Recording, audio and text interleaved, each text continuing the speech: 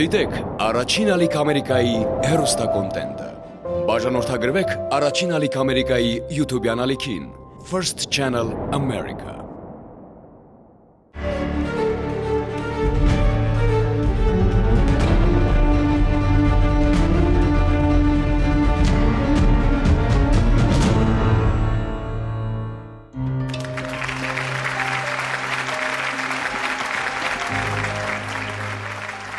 Ողջույն, սիրելի հեռուստադիտողներ։ Մենք Աննա Ավանեսյանը եւ Ռուբեն Մուրադյանը ուրախ ենք կրկին ասել, եթերում «Սպասիր ինձ» հաղորդաշարն է։ Հուսով ենք, որ դուք էլ ուրախ եք լսել այդ արտահայտությունը, չէ՞ որ լավ գիտեք, ինչ է լինելու եթերում այդ խոսքերից հետո։ Ամեն ինչ ըստ նախագծի ձևաչափի։ Նախ նոր որոնման հայտերին կծանոթանանք, հետո գուցե ուրախացնենք լավ լուրերով։ Դե լավ լուրերը մեր նախագծում միայն մի բան են նշանակում, որ ինչ-որ մեկը գտնվել է եւ սպասում է իրեն որոնողի հետ հանդիպման։ Մի փոքր էլ սպասենք, անպայման կիմանանք, այդպես է թե ոչ։ Հեռուստադիտողները թող հարմար տեղավորվեն եւ պատրաստվեն դիտման, իսկ մենք սկսենք այսօրվա թողարկումը։ Այդպես էլ կանենք։ Մեր հաղորդմանը դիմելուց հետո խնդրում ենք հետևողականորեն համագործակցել մեզ հետ, տրամադրել ցանկացած տեսակի տեղեկատվություն եւ միշտ կապի մեջ լինել։ Այսպիսի շփումը կհեշտացնի որոնումների գործընթացը։ Վստահ եմ այսօրվա մեր հայտատուն հենց այդպես էլ կվարվի։ Հրավիրենք նրան եւ լսենք նրա կորստի պատմությունը։ Բարև ձեզ։ Համեցեք։ Բարև ձեզ։ Բարև ձեզ։ Համեցեք։ Համեցեք։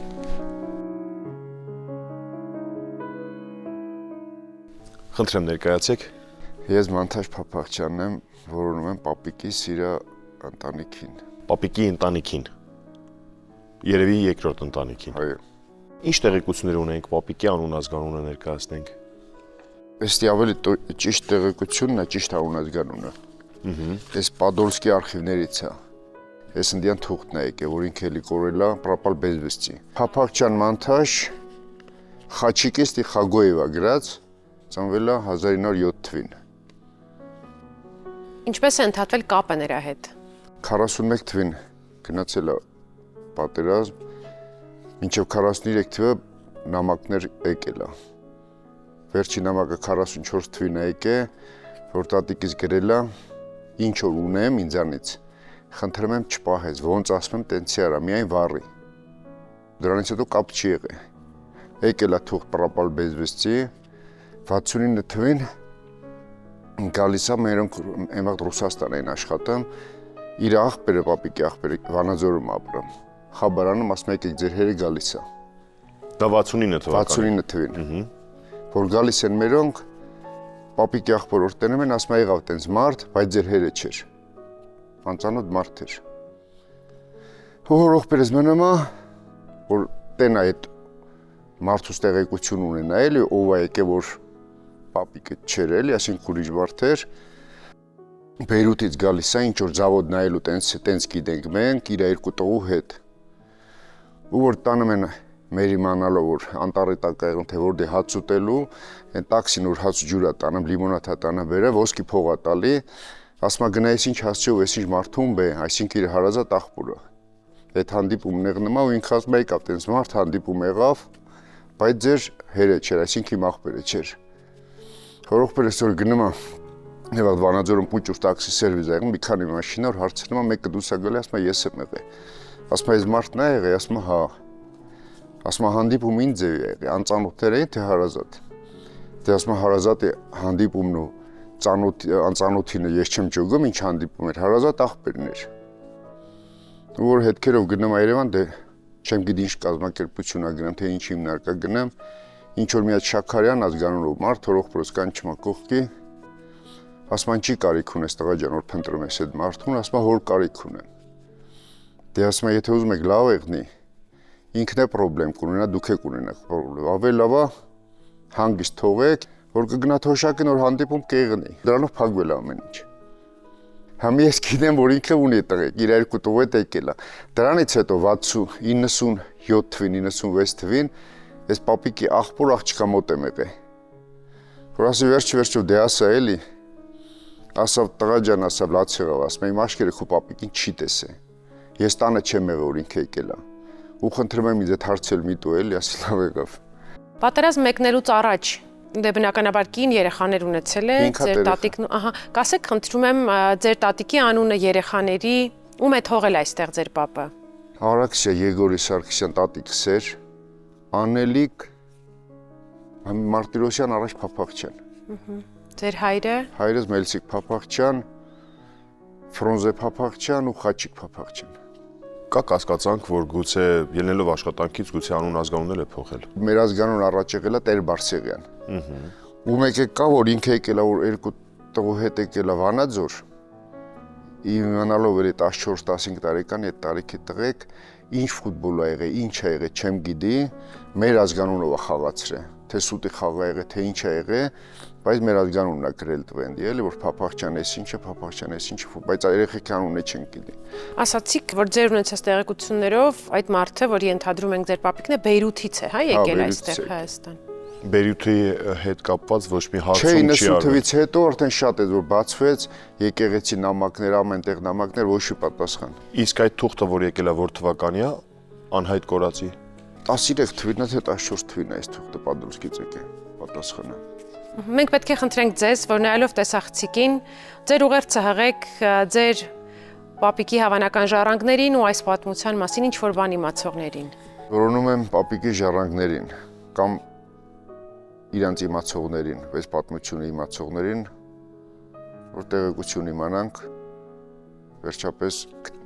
գտնենք իրար, էլի։ Շնորհակալություն, որ այսօր հյուրընկալվեցիք Սպասիր ինձում ու բերեցիք ձեզ հետ տասնամյակների վաղեմություն ունեցող այս պատմությունը, որի մասին ուզում եք մանրամասներ իմանալ։ Շնորհակալ ենք, որ մեզ հետ էիք։ Ձեզ շատ շնորհակալություն։ Հույսով եմ կգտնենք։ Դիմում եմ մեր հեռուստադիտողներին։ Եթե պատմությունը ձեզ ծանոթ է, եթե որևէ բան լսել եք որոն ողի մասին կամ գիտեք նրա գտնվելու վայրը, խնդրում ենք կապ հաստատել մեր խմբագրության հետ։ Այս հարսանեկան լուսանկարը Օլգա Սավենկոյի ընտանեկան ալբոմից է։ Փեսացուն Օլգայի որդին է, Ալեքսանդրը։ Նրա կողքին կանգնած է Օլգայի զարմուհին, Ելենա Իվանի Բասը։ Նրա առջև իր որդին է, Արթուրը։ Հարսնացուի կողքին Օլգայի հորաքույրն է, Մարիա Յակովի Բասը։ Ելենան, Մարիան եւ Արթուրն ապրել են Էջմիածին քաղաքում։ Ռուսաստանում ապրող ընտանիքի անդամների հետ պահպանել են կապ, որը ժամանակի հետ խզվել է։ Այս լուսանկարն արվել է Գյումրիում 1982 թվականին։ Լուսանկարում պատկերված է Լիդիա Վրաբիեն, Մոլդովայից։ Նրա կողքին Լիդիայի որդու 1983 թվականին ծնված Ռուսլանի հայրն է, որի անունը Գեորգ է կամ Գևորգ։ Լիդիան մահացել է այդպես էլ ոչինչ չպատմելով որդուն հոր մասին, սակայն Ռուսլանն այժմ ուզում է գտնել նրան։ Հայկազ Գարեգինի Դավթյանին, նրա զավակներին, թոռներին կամ այլ ազգականներին է որոնում նրա թոռնուհին Նատալյան։ Նատալիայի մոր անունն է Լիլիա Հայկազի։ Լուսանկարում պատկերված է Գայանեն։ Արդեն երկար տարիներ նա որոնում է իր հայրիկին, Արտավազ Ճիվանի Մխչյանին։ Հայր եւ դուստր երբեք չեն հանդիպել, բայց Գայանեն գիտի, որ իր մայրիկն ու հայրիկը 7 տարի ապրել են Երևանում, հետո բաժանվել են եւ Սվետլանան, որն այդ ժամանակ երեխայի էր սպասում, տեղափոխվել է իր հարազատ քաղաք Նովոկուզնեցկ։ Գայանեի ծնվելուց հետո 5 տարի ծնողները նամակագրական կապ են պահպանել։ Նորիկ Գևորգյանին կամ նրա ազգականներին է որոնում նրա դուստրը Ռոզան։ Նորիկը ծնվել է 1957 թվականի հունվարի 4-ին։ Նրա ծնողների անուններն են Վելիխան եւ Ռոզա։ Նորիկը 2 քույր ուներ՝ Սուսաննան եւ Ռուզաննան։ Նրանք ապրում էին Հայաստանի Ախուրյան գյուղում։ Եղիշեր Ռոբերտի Կարապետյանին է որոնում նրա բանակային ընկերը Ալեքսանդրը։ 1986-ից 1988 թվականներին տղաները ծառայել են Գերմանիայի Ֆյուրստենբերգ քաղաքում։ Այս լուսանկարը արված է արձակուրդի ժամանակ հայրենիքում։ Եղիշեն այն նվիրել է Ալեքսանդրին հատուկ բանակային ալբոմի համար։ Նրան է նվիրել նաև իր զինվորական գլխարկը։ Եղիշեն նկարիչ էր։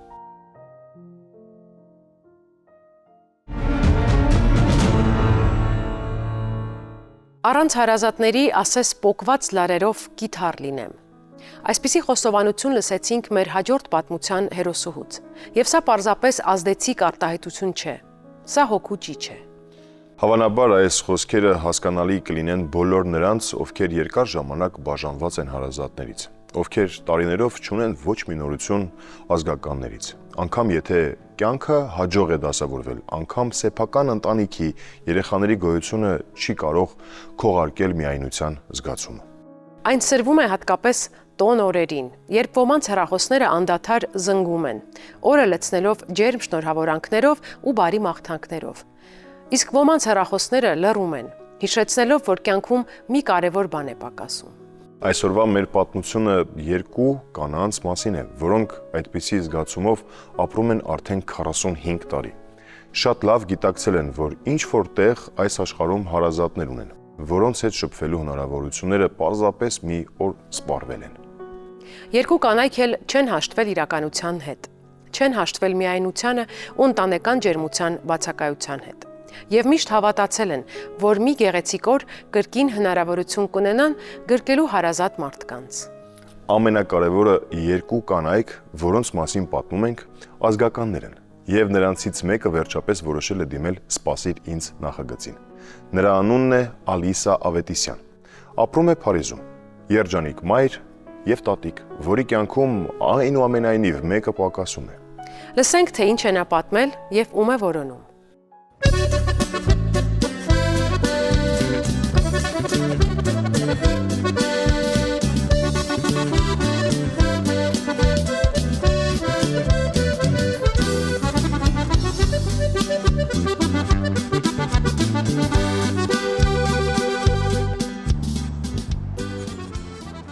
Ավետիսյան Ալիսան է։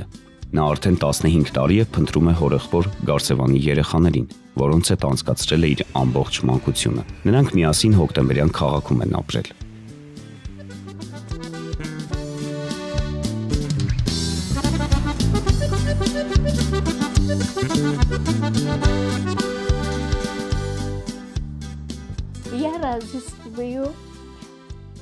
Ես որոնում եմ Զարմուհուս եւ նրա երկու քույրերին՝ Մարինային, Աստղիկին։ Իդեպ տատիկիս անունն էլ է Աստղիկ։ Գայանեին մենք Գալիա էինք ասում։ Նրանց ազգանունը Գարսևանյան է։ Նրանց հայրիկի անունը Գարսևան է։ Մայրիկինը Վալյա։ Եղբոր անունը Սաշա է։ Մարինան կրտսեր քույրն է, Աստղիկը երրորդը։ Նրան Ասիկո էինք անվանում։ Սաշան ընտանիքի երկրորդ երեխան է, դե իսկ Գայանեն ավագն է։ Երբ փոքր էին, այնքան լավն էին, բարի, քնքուշ երեխաներ էին։ Իսկ նրանց մայրիկը հորաքույր Վալյան։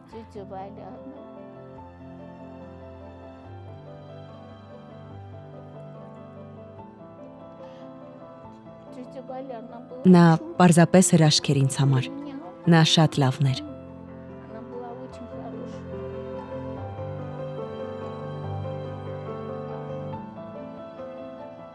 «1982 թվականին Ալիսայի մայրիկը վաճառեց բնակարանն ու դստեր հետ տեղափոխվեց Փարիզ։ Այդ շրջանում հարազատները նամակագրական կապ էին պահում, միմյանց ծանրոցներ էին ուղարկում, ծրագրում էին հանդիպել։ Բայց Գարսևանի ընտանիքի հետ ճիտա մեկնելը փոխեց բոլոր ծրագրերը։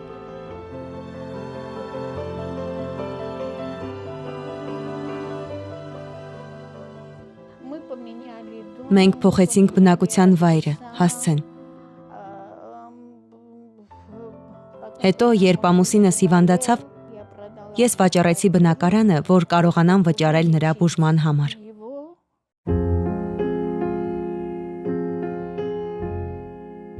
Ալիսայի հայտը «Սպասիր ինձ» հաղորդաշարի կայքում հայտնվեց 15 տարի առաջ։ Այս տարիների ընթացքում Ալիսան պարբերաբար հետևել է որոնումների ընթացքին եւ սպասել քույրերի հետ հանդիպմանը։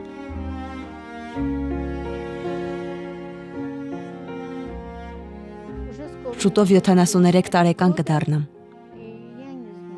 Ես չգիտեմ ինչպես են նրանք ապրում, ինչպես է նրանց առողջությունը։ Կուզեի նրանց հետ գոնե հեռախոսով շփվել։ Հարազատներիս գտնելն իմ երազանքն է։ Չգիտեմ որքան է մնացել ինձ ապրելու։ Ուզում եմ գոնե իմանալ ինչպես են։ Ուզում եմ շփվել նրանց հետ։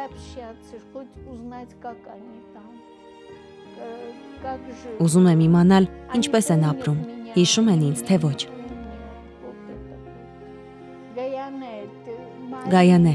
Մարինա, Աստղիկ։ Եթե հիշում եք ինձ ու լսում, խնդրում եմ, արձագանքեք, ես ձեզ շատ եմ կարոտում։ Ուզում եմ իմանալ ինչպես եք, ինչպես է ձեր առողջությունը, ինչպես եք ապրում։ Տխուր պատմություն է, եւ ավելի տխուր է, որ նման պատմությունները հազվադեպ չեն։ Բազմաթիվ մարդիկ տարբեր հանգամանքների բերումով կտրվել են արմատներից ու չեն կարողանում վերականգնել այդքան կարևոր կապը։ Տարիներ շարունակ տառապում են եւ չեն կարողանում լիարժեք երջանիկ կյանքով ապրել։ Բայց վերադառնանք պատմության սկզբին։ Հիշում եք, ասացինք, որ մեր պատմության հերոսուհին իրեն համեմատում էր պոկված լարերով կիթառի հետ։ Հավանաբար Ալիսան նույն զգացողություններն ունի, բայց այս խոսքերը նրանը չեն։ Դրանք մենք լսել ենք մոլորակի մի այլ անկյունում, Փարիզից ավելի քան 4000 կիլոմետր հեռավորության վրա գտնվող Բաշկորտոստանի Հանրապետությունում։ Հենց այդտեղ էլ գտել ենք Ալիսայի զարմուհիներից մեկին, նրան, ում Ալիսան տեսել է, երբ նա դեռ շատ փոքր էր, սակայն ինչպես պարզվեց հետագայում, մյուսներից ավելի շատ է հարազատ մարդու հետ շփման կարիք ունեցել։ Նրա անունը Մարինե է, բայց Ռուսաստանում, որտեղ նա մանկուց ապրել է, նրան բոլորը Մարինա են անվանել։ Հայկական արմատներն ու հայկական հոգին, սակայն իրենց մասին միշտ հիշեցրել են։ Մարինեն երկար է որոնել հարազատներին, սակայն չի կարողացել գտնել։ Իմանալով Ալիսայի հայտի մասին անչափ հուզվել է եւ վերհիշել այն ամենն, ինչ երկար տարիներ պահել է հոգու խորքում։ Վերհիշել է եւ պատմել մեզ։ Դե իսկ մենք տեսանյութ ենք նկարահանել նրա մասնակցությամբ։ Եկեք դիտենք։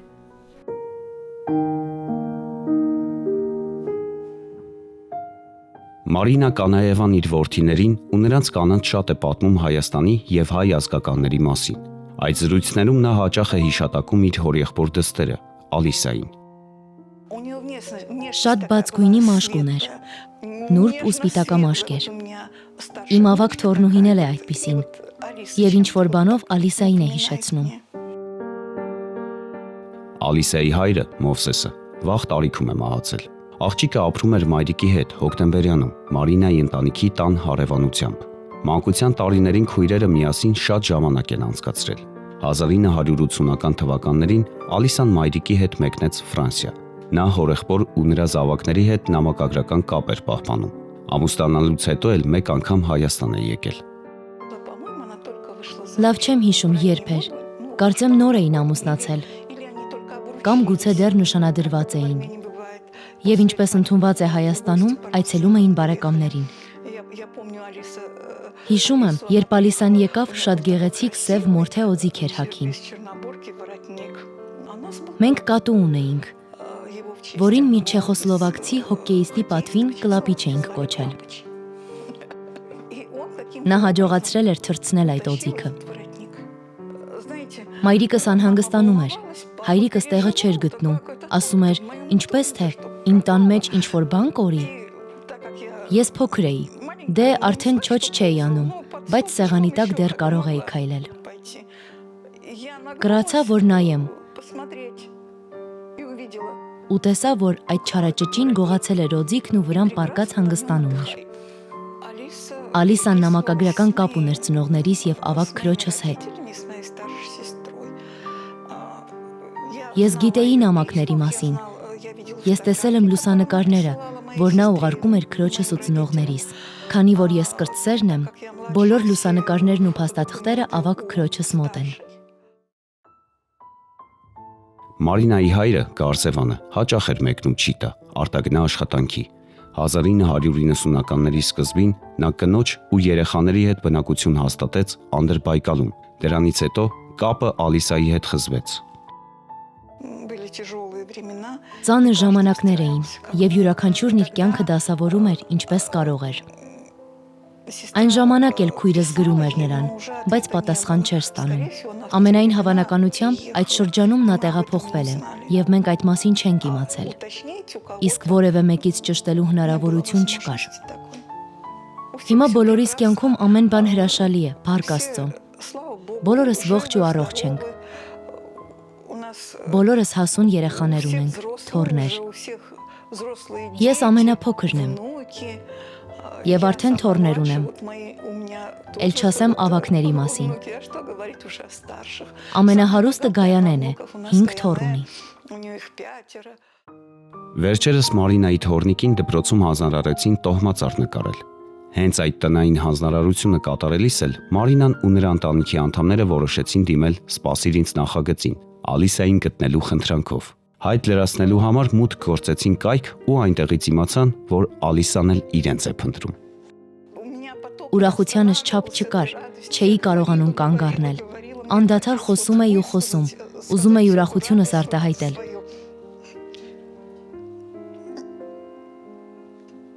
Աննկարագրելի, անասելի երջանկություն է իմանալ,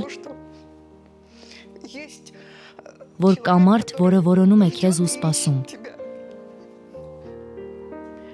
Թանկագին Ալիսա, ես քեզ շատ եմ սիրում։ Ուզում եմ, որ իմանաս, որ շատ մեծ ընտանիք ունես, որը սիրում է քեզ ու անհամբերությամբ սպասում է, որ այցելես։ Ուզում ենք, որ քո ընտանիքն ու թոռները եւս քեզ հետ լինեն։ Ուզում եմ քո ամբողջ ցավն ինձ վերցնել, քո բոլոր անհաջողությունները։ Հոգիս մխկտում է, երբ պատկերացնում եմ, որ ինչ-որ մեկը կարող էր նեղացնել քեզ կամ որևէ վատ բան ասել, իսկ դու չունեիր մեկին, ում կարող էիր դիմել։ Մենք սպասում ենք քեզ։ Շատ եմ ուզում, որ մեզ հյուր գաս։ Հայրիկը քեզ շատ էր սիրում եւ երբեք չէր թաքցնում, որովհետեւ դու իր կյանքի այն կարևոր մասն էիր, որ իր եղբորից էր մնացել։ Ակնհայտ է, որ Ալիսան եւ Մարինեն ունեն միմյանց կարիքը։ Նրանց հանդիպումը փրկության պես մի բան կլինի երկուսի համար էլ։ Բայց Ֆրանսիան ու Բաշկիրիան շատ հեռու են իրարից, իսկ զարմուհիների տարիքն ու առողջական վիճակը թույլ չեն տալիս երկարատև ճամփորդության գնալ։ Բայց սպասիր ինձը չէր լինի սպասիր ինձ, եթե նման իրավիճակում լուծում չգտներ։ Բժիշկները գուցե խորհուրդ չեն տալիս ճամփորդել, բայց նրանք չեն կարող խանգարել տեսնել իրար տեսակապի միջոցով։ Ալիսան վերջապես լսեց սպասված խոսքերը։ Մեր գործընկեր լրագրողը հայտնեց նրան զարմուհու գտնվելու մասին լուրը եւ առաջարկեց տեսակապ կազմակերպել։ Ինչպես այն տեղի ունեցավ, կդիտենք հիմա։ Ալիսա, մենք հյուրընկալվել ենք ձեզ լավ նորություններով։ Այո։ Մենք գտել ենք ձեր զարմուհուն, Մարինեին։ Մարինեին։ Այո։ Ես շատ եմ հուզվում, անհանգստանում եմ։ Ամենակարևորը, որ նա առողջ լինի եւ շատ երկար ապրի, որ միմյանցով հնարավորինս երկար ուրախանանք։ Հենց հիմա նա սպասում է ձեր զանգին։ Ուզում եք խոսել նրա հետ։ Իհարկե, ուզում եմ։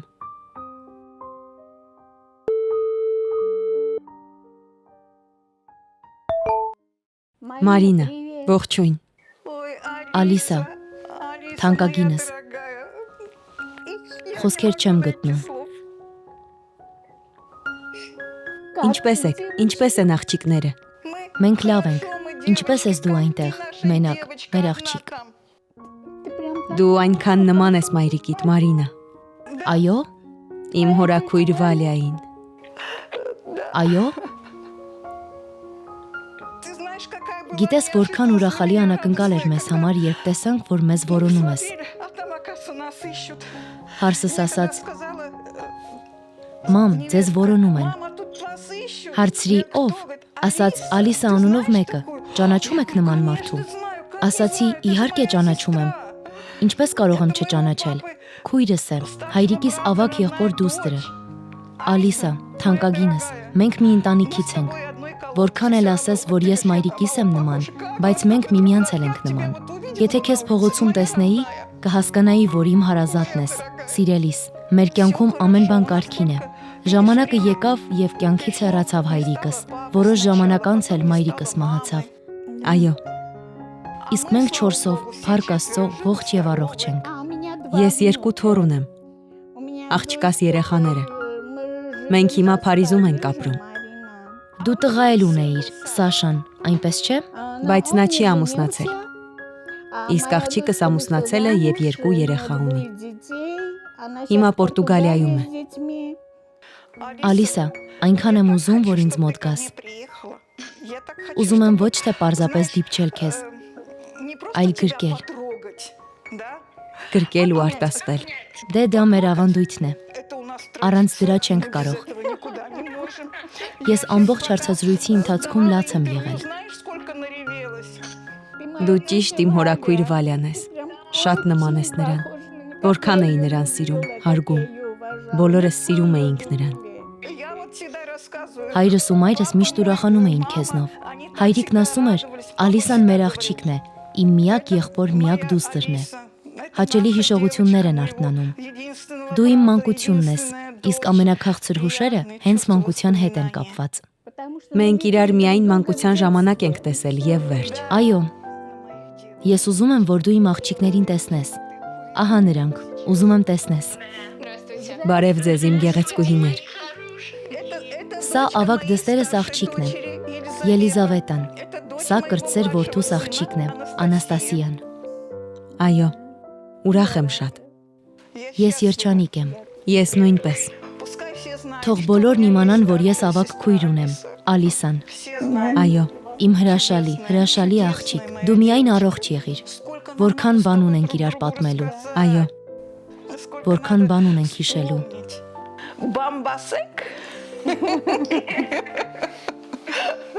Ես շատ երջանիկ եմ։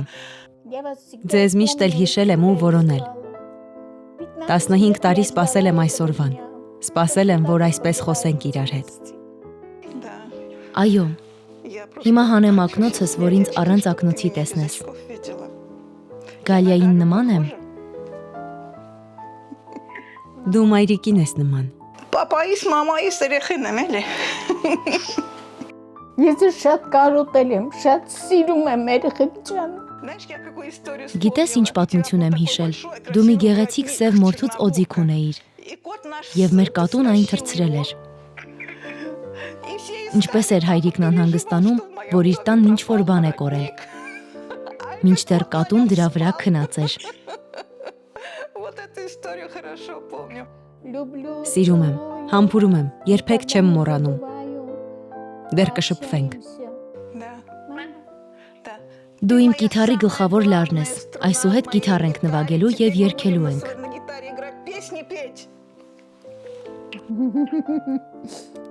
Մինչ հանդիպում, համբուրում եմ, Մարինա։ Համբուրում եմ, սիրում եմ։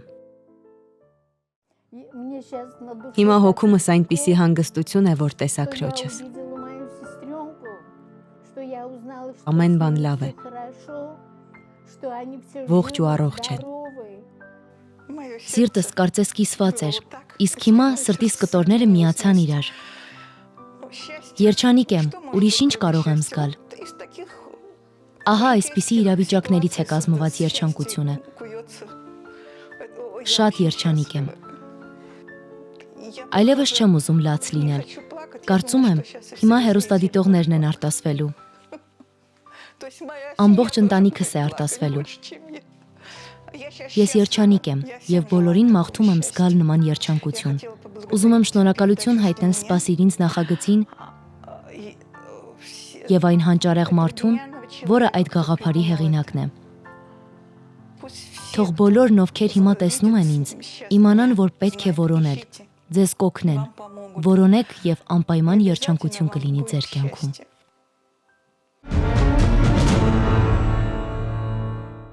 Ինչ հրաշալի էմոցիաներ։ Ուզում ենք հավատալ, որ մի օր նրանցից մեկը կկարողանա նաև հաղթարել նրանց միջև գոյություն ունեցող ֆիզիկական հեռավորությունը եւ զարմուհիները վերջապես ամուր կգրկեն իրար։ Տարիների երազանքն իրականացավ, ու մենք եւս մեկ անգամ համոզվեցինք, որ ոչինչ անհնար չէ։ Ուզում եմ դիմել նաև այս պատմության հերոսների մյուս ազգականներին։ Եթե տեսակ այս թողարկումը եւ այս հուզիչ պատմությունը գոնե որոշ չափով ազդեցություն թողեց ձեզ վրա, ապա խնդրում ենք դուք էլ արձագանքեք եւ վերամիավորեք ընտանիքը։ Հարազատ մարդկանց որոնումների նոր հայտերի ու նոր հանդիպումների ականատես կլինենք մեր հաջորդ թողարկման ընթացքում։ Առայժմ այսքանը։ Կհանդիպենք հաջորդ շաբաթ։ Ցտեսություն։